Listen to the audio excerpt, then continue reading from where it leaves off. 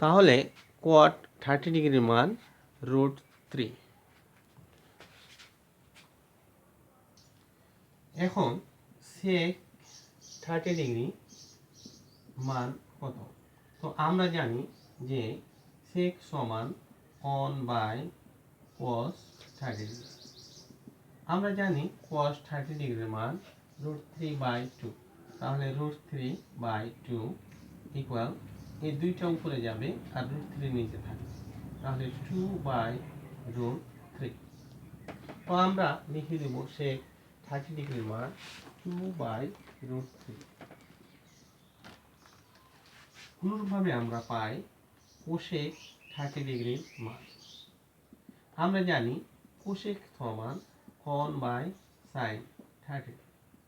তাহলে আমরা sin 30 ডিগ্রির মান পাই 1/2। তাহলে 1/2 ইকুয়াল এই দুইটা উপরে চলে যাবে 2, আর 2কে 1 দ্বারা ভাগ করলে 2 হয়। সুতরাং আমরা পেলাম কোসেক 30 ডিগ্রির মান 2।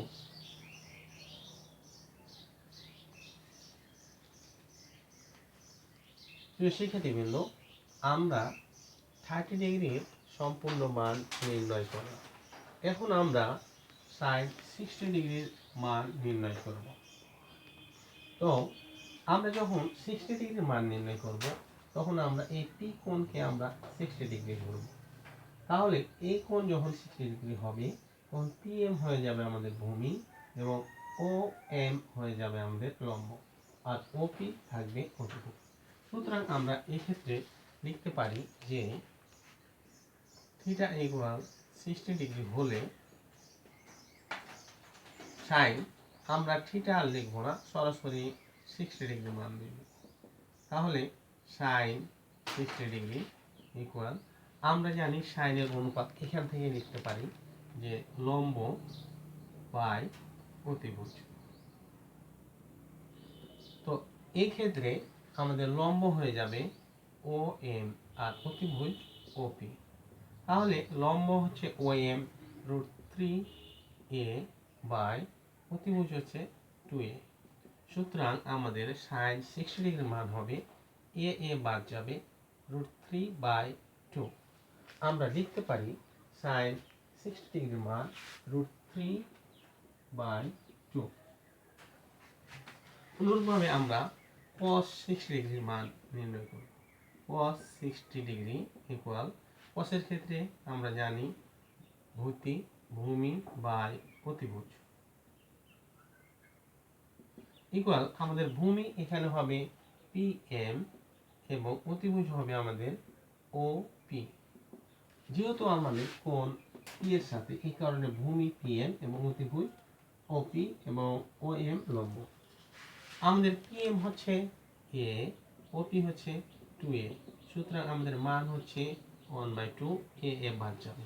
তাহলে cos 60 ডিগ্রির মান হচ্ছে আমাদের 1/2।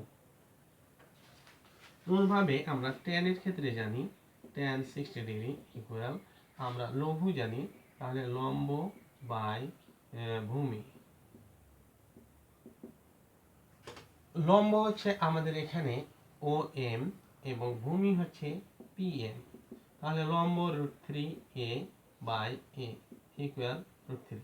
তাহলে আমরা tan 60 ডিগ্রির মান পাই √3।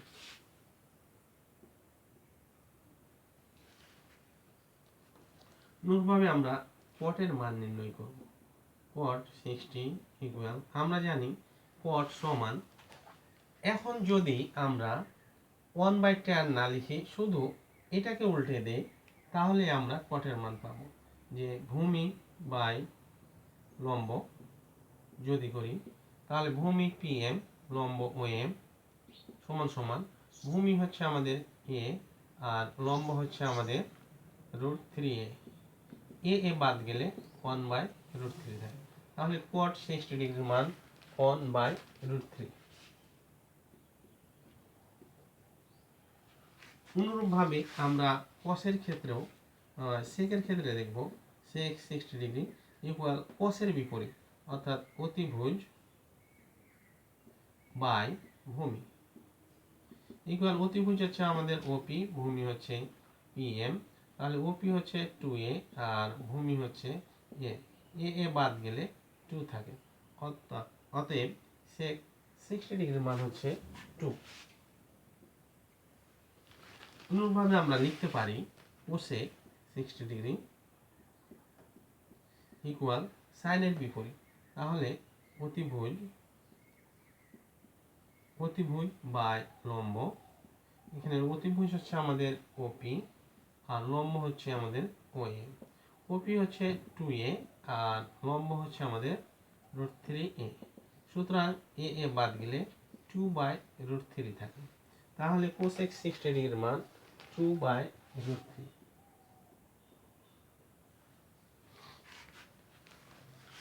তো প্রিয় শিক্ষার্থীবৃন্দ, আমরা এখন সর্বশেষ 45 ডিগ্রির মান নির্ণয় শিখব। এখানে চিত্রে আমরা দেখতে পাচ্ছি ওএমপি একটি সমকোণী ত্রিভুজ ওএমপি একটি সমকোণী ত্রিভুজ, বা বলতে পারি ওএমপি একটি সমদ্বিবাহু ত্রিভুজ।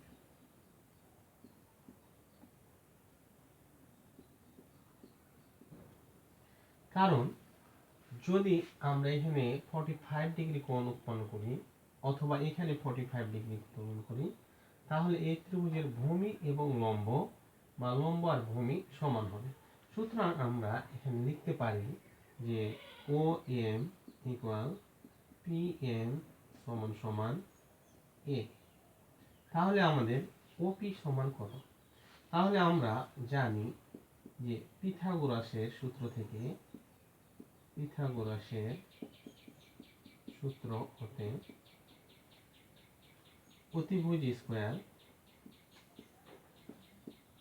ইকুয়াল ভূমি স্কয়ার ইকুয়াল প্লাস লম্ব স্কয়ার।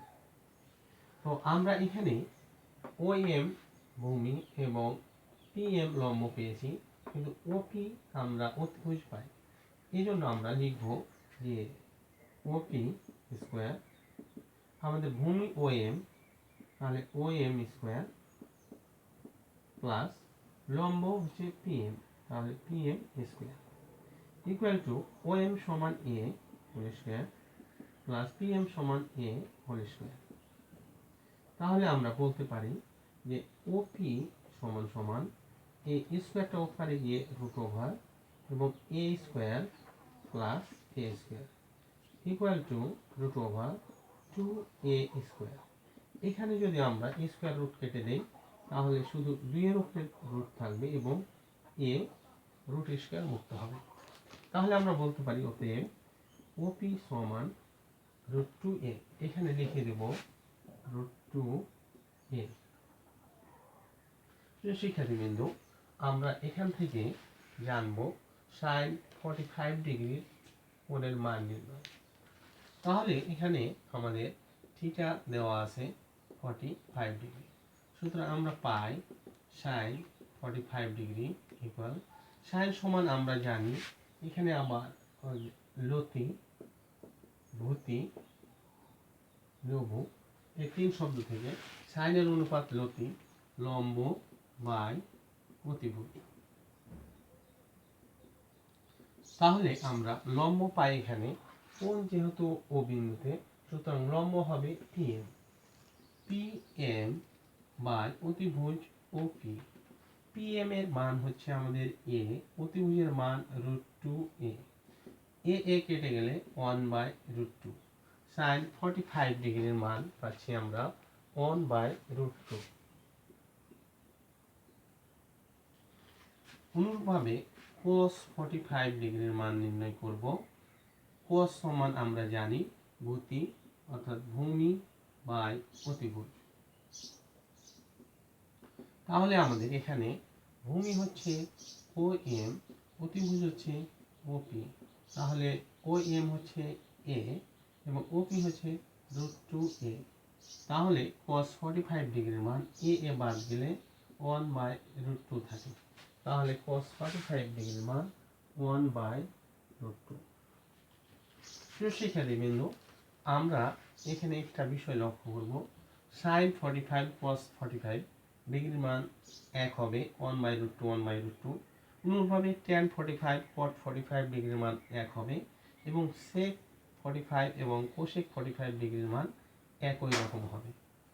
আমরা দেখব সেটা একটু পরেই যে ট্যান 45 ডিগ্রি, আমরা জানি ট্যানের অনুপাত লঘু লম্ব বাই ভূমি।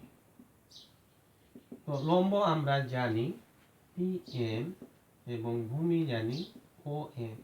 সুতরাং PM হচ্ছে আমাদের A, OM হচ্ছে আমাদের A।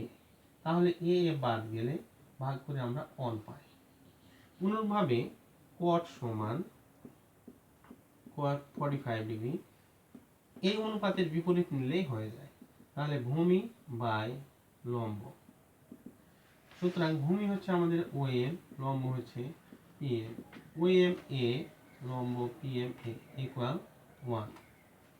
আমরা sec 45 ডিগ্রি দেখাবো যে sec 45 সমান, আমরা sec এর অনুবন্ধী কোসেক cos পাই, এই কারণে এই অনুপাতের বিপরীত নেব যে অতিভুজ বাই ভূমি। তাহলে অতিভুজ হচ্ছে আমাদের OP এখান থেকে, আর ভূমি হচ্ছে আমাদের OM। তাহলে অতিভুজের মান √2a আর OM হচ্ছে A। তাহলে মানটা হয়ে যাচ্ছে A বাদ গেলে √2। অনুরূপভাবে আমরা কোসেক 60 ডিগ্রি 45 ডিগ্রি নিব, যে কোসেক হচ্ছে সাইনের সাথে, অতিভুজ বাই লম্ব। তাহলে অতিভুজ বাই লম্ব, আমাদের অতিভুজ হচ্ছে কি OP আর লম্ব হচ্ছে PM। সুতরাং OP এর মান হচ্ছে √2a আর লম্ব PM এর মান হচ্ছে A বাদ গেলে থাকে √2। সুতরাং আমরা sec 45 এবং cosec 45 উভয়ের মান পেলাম √2। আর tan এবং cot এর 1 1। প্রিয় শিক্ষার্থীবৃন্দ, আমরা যেটা বলছিলাম যে sin 45 cos 45 উভয়ের মান একই রকম 1/√3 1/√2 1/√2। tan 45 cot 45 একই রকম মান 1 1। sec 45 cosec 45 একই রকম মান √2 আমরা এর পরবর্তীতে যে বিষয়টা শিখব পূরক কোণের মান নির্ণয়। সুতরাং আমরা চিত্রের সমকোণী ত্রিভুজের আমরা দেখব যে এখানে ও বিন্দুতে থিটা কোণ অঙ্কন করা হয়েছে। তো আমরা এখান থেকে পি বিন্দুর মান নির্ণয় করব। তো আমরা জানি যে পূরক কোণের ক্ষেত্রে পূরক কোণ অর্থাৎ দুটি কোণের মান 90 ডিগ্রি হলে তাদের একে অপরের পূরক কোণ বলা হয়। তাহলে আমরা এখানে M হচ্ছে 90 ডিগ্রি কোণ, আর আমরা জানি একটি ত্রিভুজের তিন কোণের সমষ্টি দুই সমকোণ বা 180 ডিগ্রি। তাহলে M যদি হয় আমাদের 90 ডিগ্রি, তাহলে এই O কোণ এবং P কোণ এই দুই কোণের মান হবে 90 ডিগ্রি। সুতরাং আমরা এখানে লিখতে পারি ত্রিভুজ OMP এর ক্ষেত্রে কোণ OMP ইকুয়াল 90 ডিগ্রি, কোণ POM ইকুয়াল থিটা। তাহলে কোণ আমরা জানি পূরক কোণের সংজ্ঞা থেকে যে এই কোণ আর এবং এই কোণ দুই কোণের সমষ্টি এক সমকোণ। সুতরাং আমরা লিখতে পারি অতএব কোণ POM প্লাস কোণ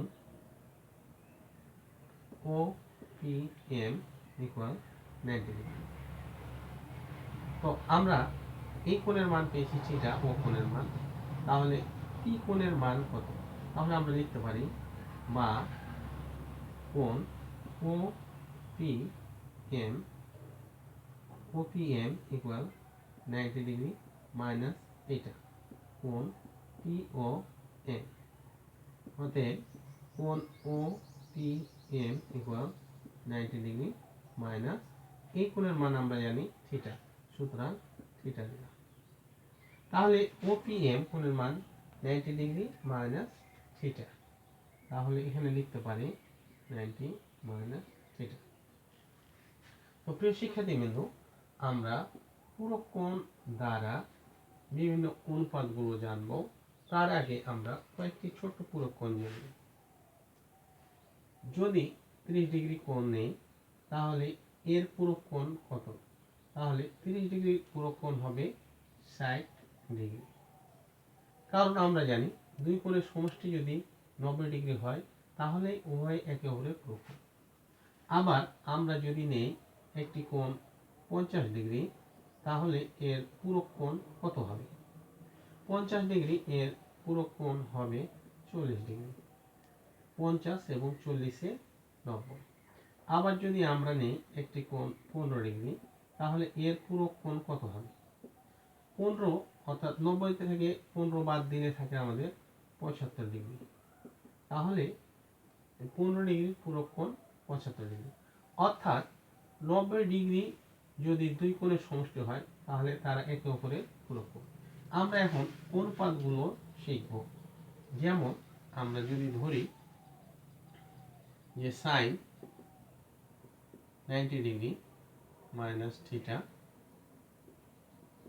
তাহলে আমরা জানি এই কোণ ধরলাম আমরা যে সাইনের অনুপাত লম্ব বাই অতিভুজ, লম্ব বাই অতিভুজ। এক্ষেত্রে আমরা একটু দেখি যে লম্ব হচ্ছে আমাদের OM, যেহেতু এখানে কোণ সব সময় বা সর্বদা ভূমির সাথে উৎপন্ন হয়, লম্ব হচ্ছে OM, অতিভুজ হচ্ছে OP। তো আমরা এখন লিখতে পারি যে এই কোণের পুরো কোণ হচ্ছে কোণ POM। তো এই পুরো কোণকে আমরা এভাবে লিখব যে সাইনের পুরো কোণ cos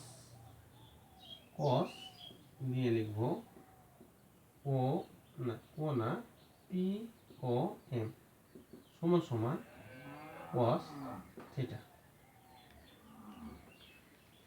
প্রিয় শিক্ষার্থীবৃন্দ, এখানে আরেকটু বিষয় জানার আছে আমাদের, সেটা এখানে যদি আমরা দেখাই যে 90 থেকে আমরা যদি থিটা বাদ দেই তাহলে আমরা আবার যদি এটার সাথে আমরা থিটা যোগ করি তাহলে সেটা 90 ডিগ্রি হবে সমষ্টি। যেমন 90 একটা কোণ হচ্ছে আমাদের 90 ডিগ্রি মাইনাস থিটা ডিগ্রি, তাহলে এত যোগ আরেকটা কোণ হচ্ছে আমাদের থিটা সমান সমান থিটা মাইনাস প্লাস বাদ দিলে থাকে 90 ডিগ্রি।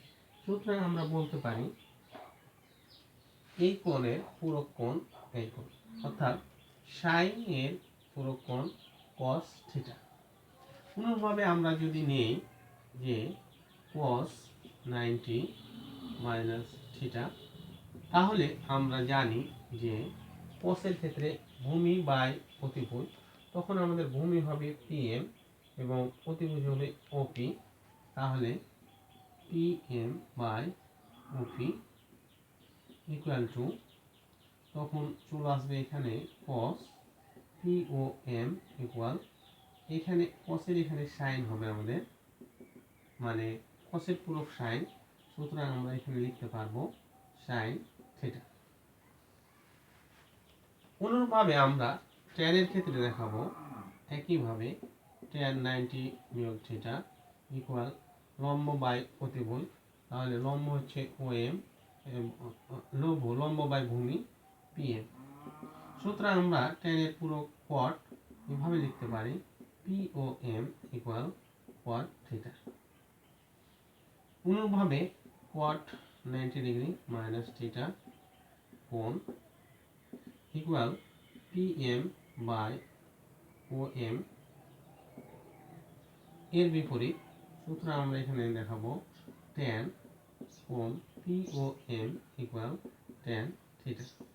অনুরূপভাবে সেক থিটা সেক 90 বিয়োগ থিটা ইকুয়াল সেক সমান আমরা জানি যে OP বাই PM, অর্থাৎ কসের বিপরীত OP বাই PM ইকুয়াল সেকের অনুবন্ধে পূরক কোণ হচ্ছে কোসেক, সুতরাং আমরা লিখব cosec POM equal cosec theta.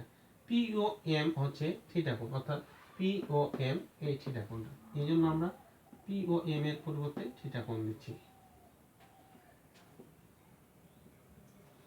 এরপরে আমরা লিখব কোসেক 90 ডিগ্রি মাইনাস থিটা কোণ সমান কোসেক হচ্ছে সাইনের বিপরীত, তাহলে আমরা লিখব OP by OM equal sec POM equal sec theta degree.